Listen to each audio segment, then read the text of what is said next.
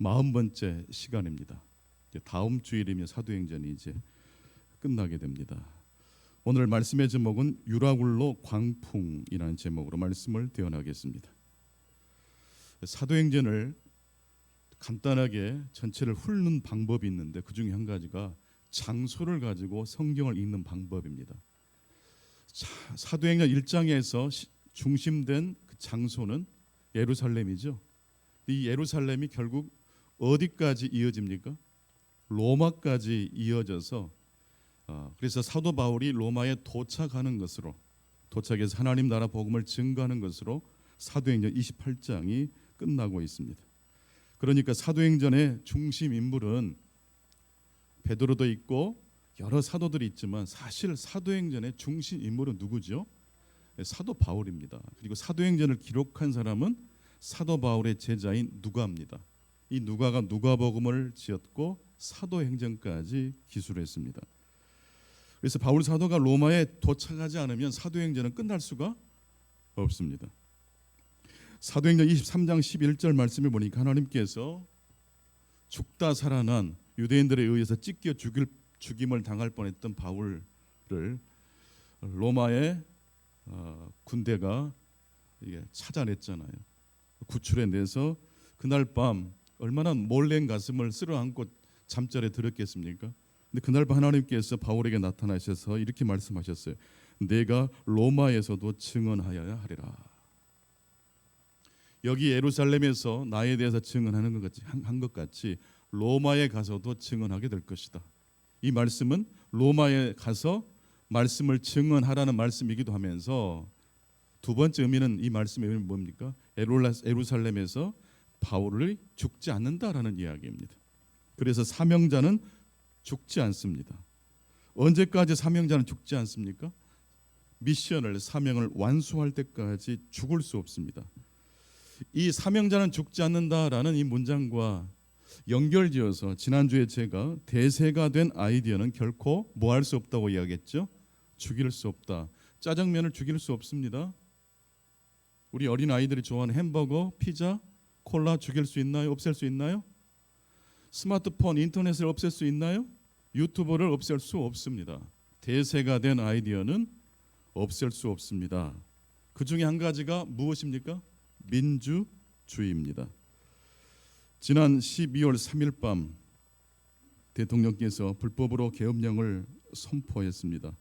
이때 계엄 소식을 접한 시민들이 얼마나 빠르게 국회의사당으로 모여지는지 모릅니다. 시민들은 국회를 봉쇄하려고 또 봉쇄하고 있는 경찰과 군인들에 맞서 온몸으로 저항했습니다. 왜 그렇게 자칫 잘못하면 자신의 목숨을 잃을 수도 있는 그런 긴박한 상황에서 시민들이 그렇게 저항을 할 수 있었을까요?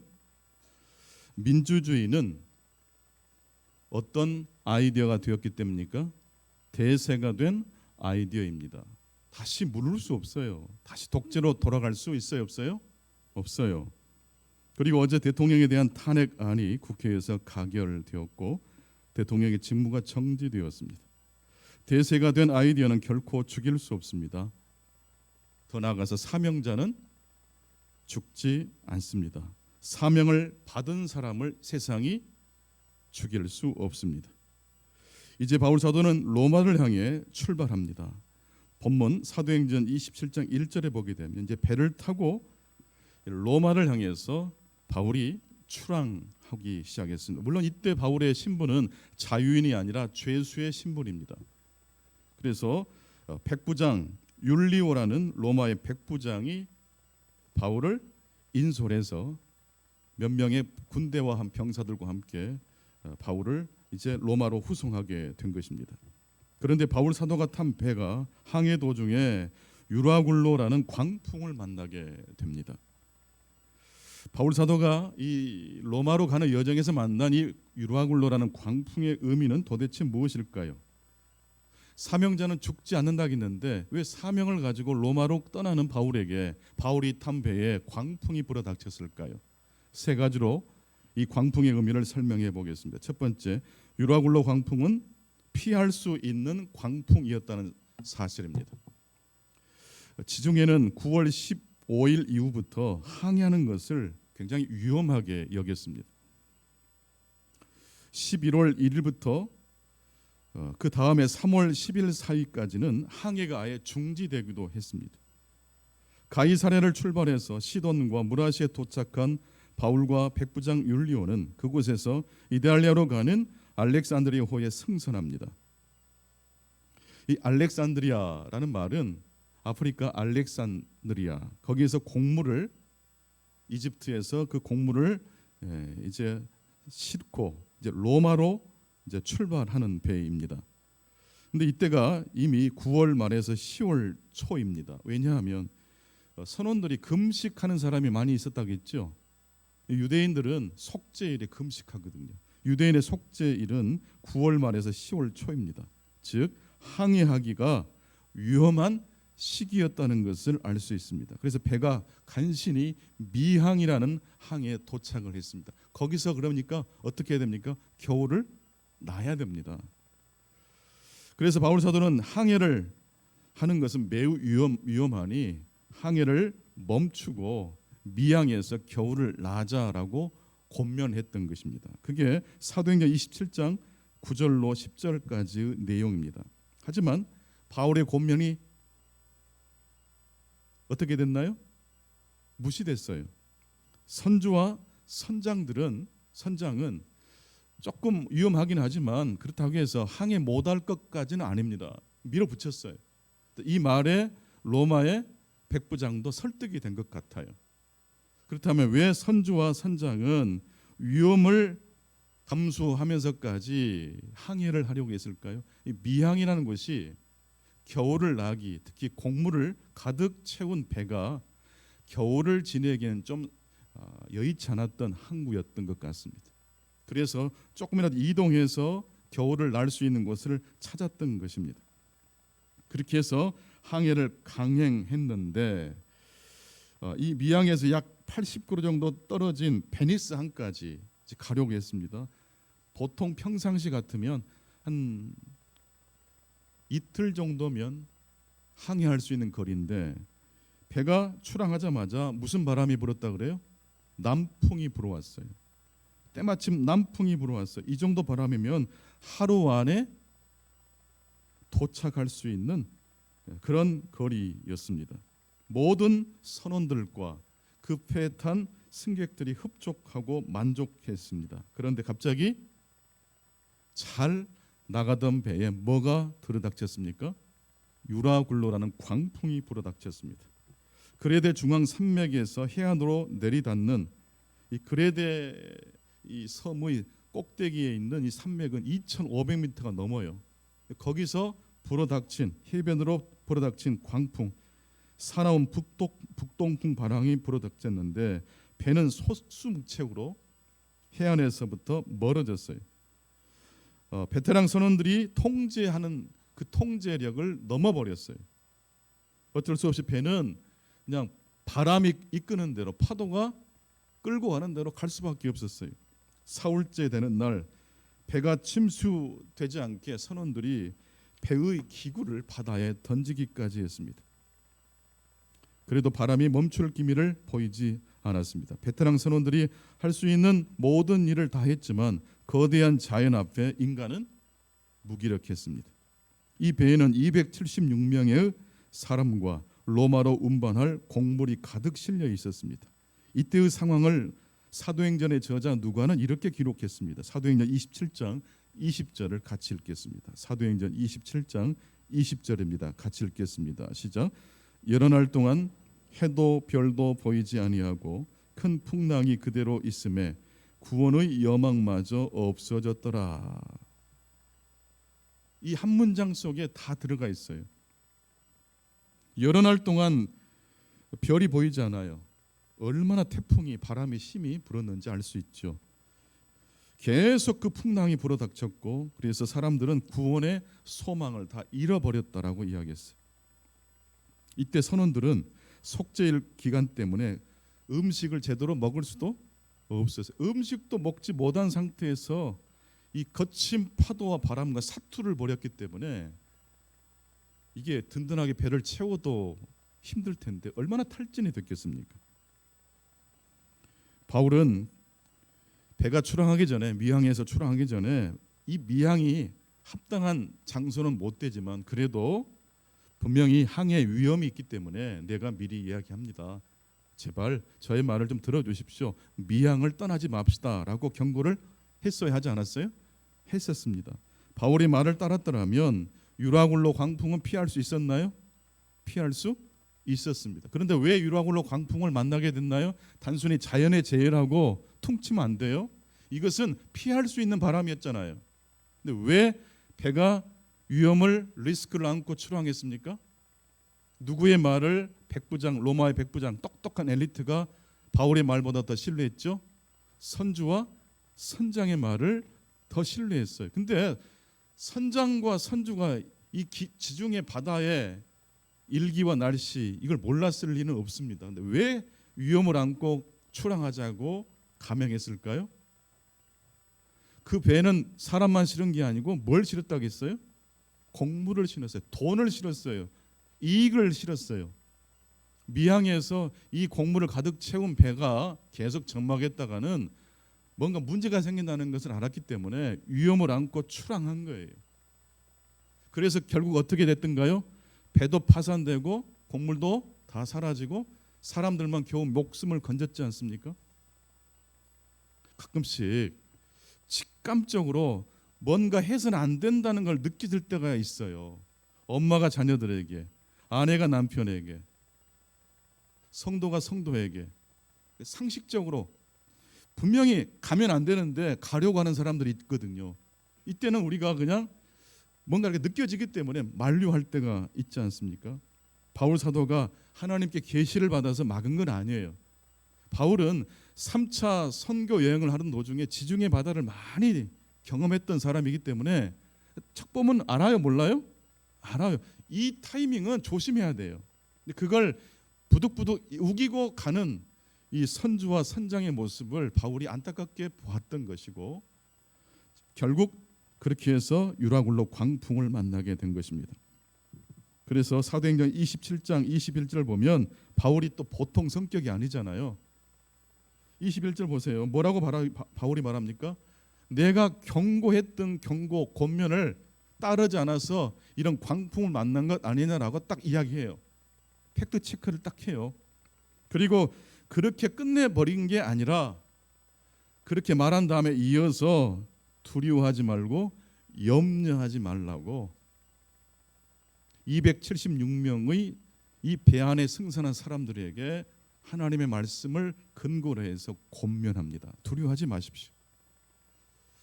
배는 좀 파손될 수 있을지 모르지만 이 배에 탄 사람의 생명은 절대로 다치지 않을 겁니다. 왜냐하면 내가 로마에 가서 복음을 증거해야 될 뿐만 아니라 하나님께서 나와 함께한 이 사람들을 나에게 맡겨주셨다라고 천사를 통해서 나에게 말씀해 주셨기 때문입니다. 여러분, 미래는 언제 알 수 있나요? 미래에 가서야 알 수 있잖아요. 그런데 미래를 미리 당겨서 알 수 있는 방법이 있어요. 그게 뭡니까?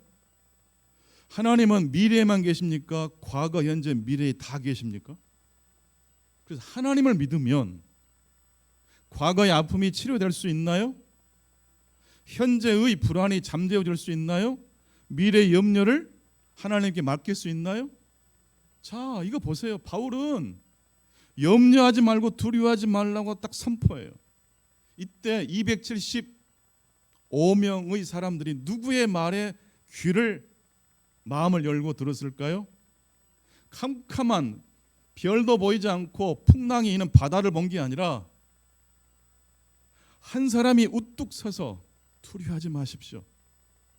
당신들은 죽지 않습니다. 왜 죽지 않는지에 대한 이유를 하나님께서 설명해 주셨다는 걸 이야기했을 때 거기에 모인 수많은 사람들이 바울의 목소리에 진심을 다하여 마음을 열고 귀를 기울였을 것입니다. 바울아, 두려워하지 말라. 내가 가이사 앞에 서야 하겠고 또 하나님께서 너와 함께 항해하는 자를 다 내게 주셨다 하였으니 사도행전 27장 24절 말씀을 통해서 바울은 275명의 사람 그리고 또 한 사람은 또 누구죠? 바울 자신에게도 이 말씀을 증거하고 있는 거예요. 바울은 유라굴라 광풍을 피할 수 있는 바람이라고 이야기하면서 동시에 그 광풍을 만난 사람에게 그러니까 내 말을 왜 듣지 않았습니까? 타박하거나 비난으로 끝나지 않고 혼돈에 빠진 수백 명의 사람들에게 하나님의 비전, 말씀으로 위로해주고 있습니다. 두 번째, 바울은 유라굴로 광풍 속에서 유라굴로 광풍보다 더 큰 광풍을 보았습니다. 함께 따라서 해보십시다. 바울은 유라굴로 광풍보다 더 큰 광풍을 보았습니다. 우리의 두려움보다 더 큰 힘, 바로 그것이 하나님의 말씀입니다. 유라굴로 광풍보다 더 큰 광풍이 무엇이었을까요? 그것이 바로 하나님께 바울 사도가 받은 사명입니다. 사명자는 사명을 다 완수하기까지 죽지 않습니다. 우리 그리스도인들 그래서 병에 걸려도 병에 죽지 않아요. 무엇이 다 완수돼야 죽습니까? 사명을 다 마쳐야 가요. 여러분, 병에 눌리지 마세요. 어떤 고난과 역경과 뜻대로 되어지지 않은 일에 눌리지 마세요. 내가 하나님의 사랑받는 자녀임을 믿음으로 고백하실 수 있기를 바랍니다. 그리고 사랑받는 자녀에게 하나님은 우리 인생이 그렇고 그런 인생을 살도록 부르시지 않으셨어요. 하나님의 빅 스토리, 하나님의 큰 계획 속에 우리가 기여하도록 우리의 삶을 불러주신 줄로 믿습니다. 그렇다면 유라굴로보다 더 큰 광풍은 구체적으로 하나님의 말씀이라고 말씀드렸습니다마는 그 말씀의 의미를 좀 더 깊이 들어가 보면 어떤 것인지를 생각해 볼 수 있습니다. 여러분, 유라굴로 광풍은 과거입니까?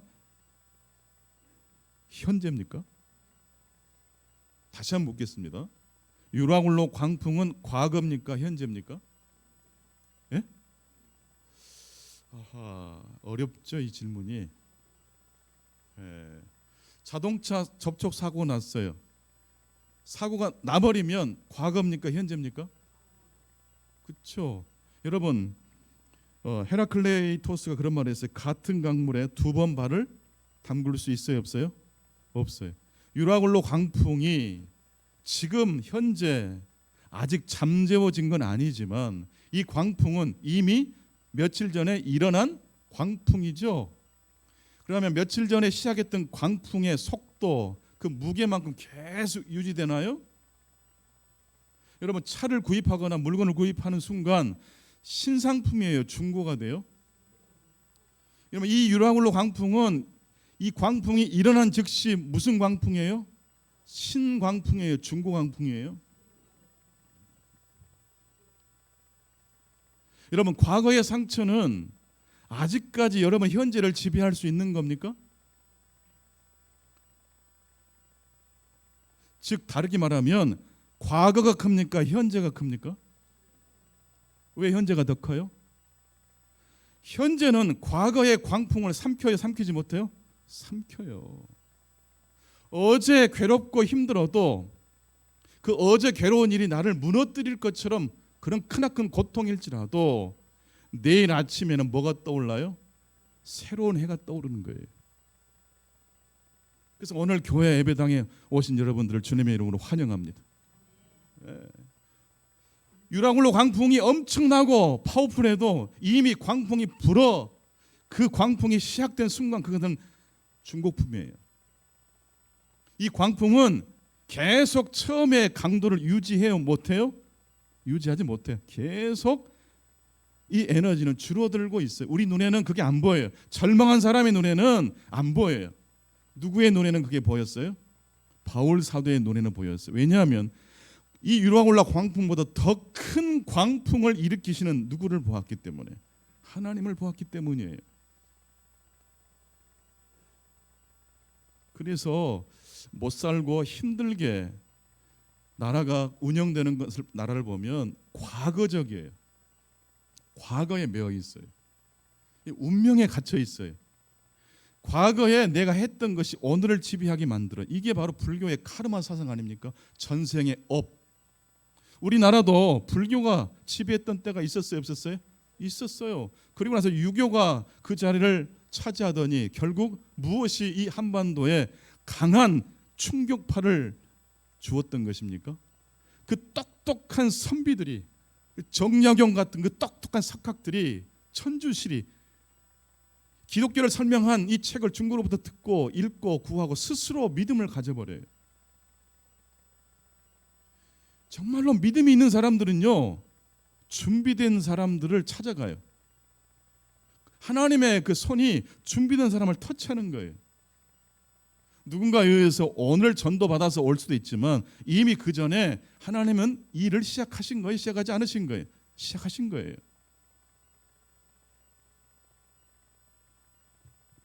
유라굴로 광풍도 매 순간 변화합니다. 같은 광풍은 없습니다. 모든 절정은 추락입니다. 유라굴라 광풍 역시 절정에 다다른 순간 꺾이게 될 것입니다. 나를 죽일 것 같은 광풍 같은 일도 여러분 시간이 지날수록 계속 나를 괴롭힐 수 있어요, 없어요? 없어요. 꺾여져요. 우리의 과거의 아픔이 우리를 지배하려고 할 때 눈을 뜨십시오. 그리고 과거를 보는 눈을 이제 오늘 방금 지금 막 도착한 현재 나와 함께 하신 하나님을 향할 수 있기를 축원합니다.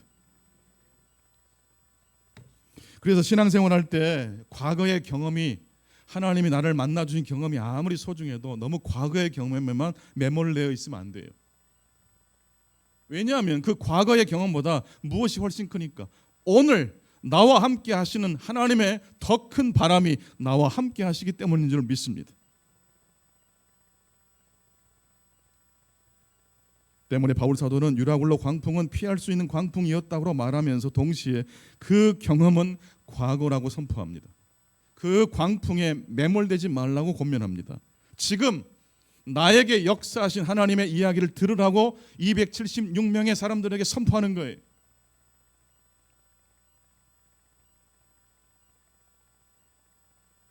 사도행전 27장 22절 말씀 우리 함께 다시 한번 읽겠습니다. 사도행전 27장 22절 말씀 시작. 내가 너희를 권하노니 이제는 안심하라. 너희 중 아무도 생명에는 아무런 손상이 없겠고 오직 배뿐이리라. 여러분 이게 얼마나 큰 광풍이에요. 이 바울 사도의 입에서 나오는 이 말씀이 얼마나 무서운 광풍이에요. 유라굴로 광풍을 삼켜버리는 하나님의 말씀의 광풍인 줄로 믿습니다.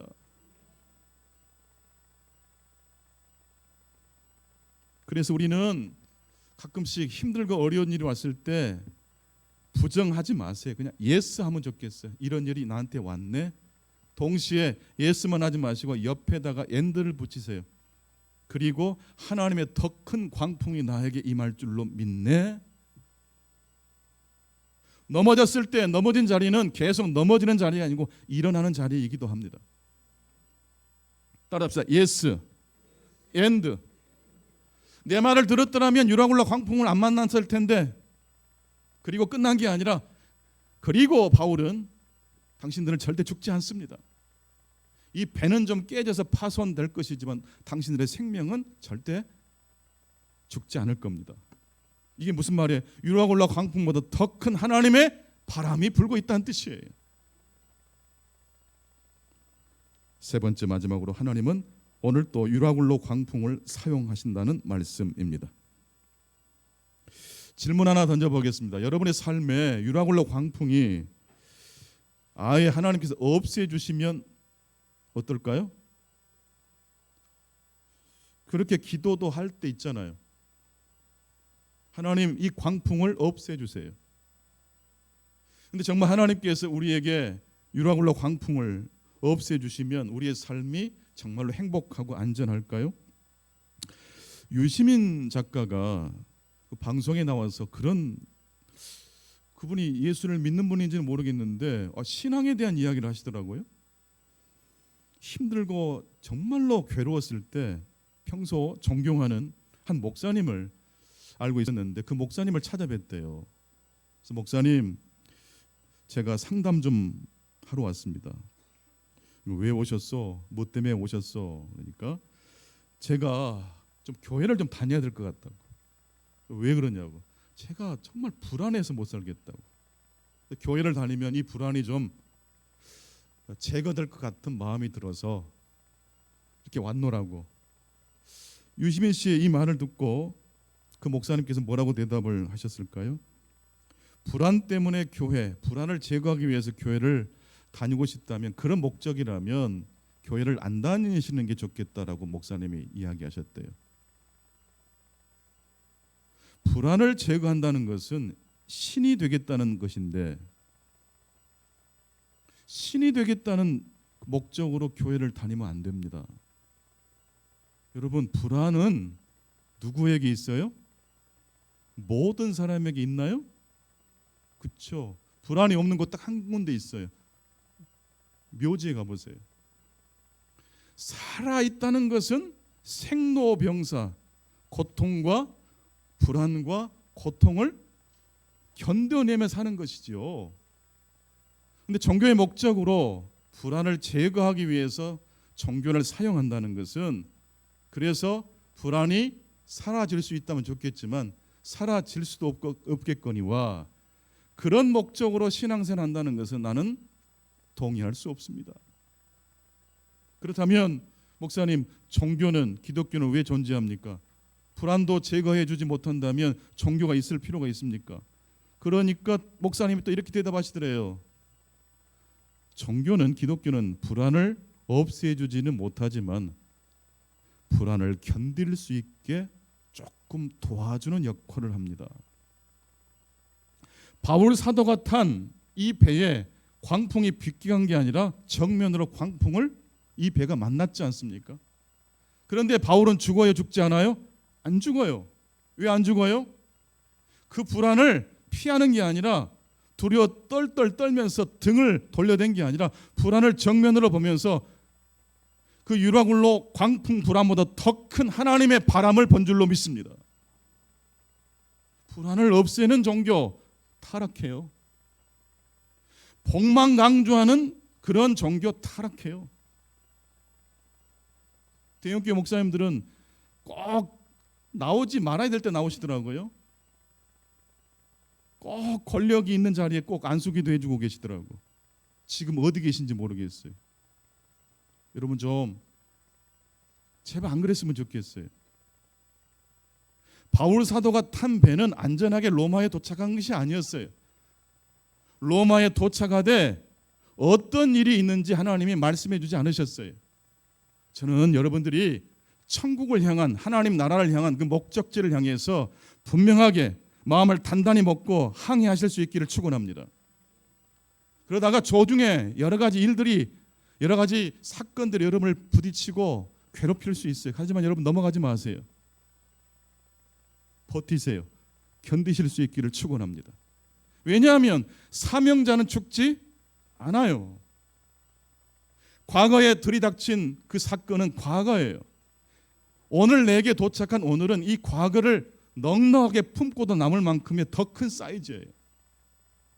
그래서 기독교는 절망의 순간에 희망을 선포해버려요. 다 같이 고백하십시다. 과거보다 오늘이 훨씬 큽니다. 과거보다 오늘이 어마어마하게 큽니다.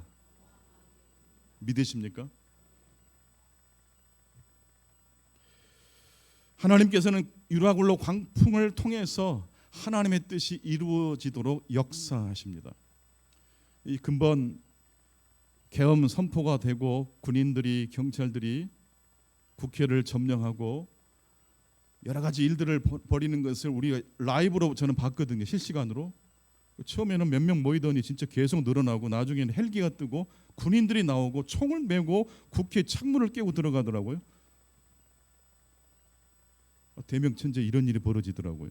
그런데 이 순간에도 유라굴로 광풍이 불더라고요. 그게 무엇이었을까요? 이 계엄령을 준비하고 계획한 사람은요, 정말 꼼꼼한 사람들 맞아요. 치밀하게 계획을 했어요. 그런데 완벽한 계획일지라도 그 계획을 세운 순간 과거입니까? 현재입니까? 바로 거기가 포인트예요. 내가 아무리 부실하게 살아도, 아무리 고난을 겪고 엄청난 트라우마를 겪는다 할지라도 그 고통을 겪는 순간 그것은 과거입니까? 현재입니까?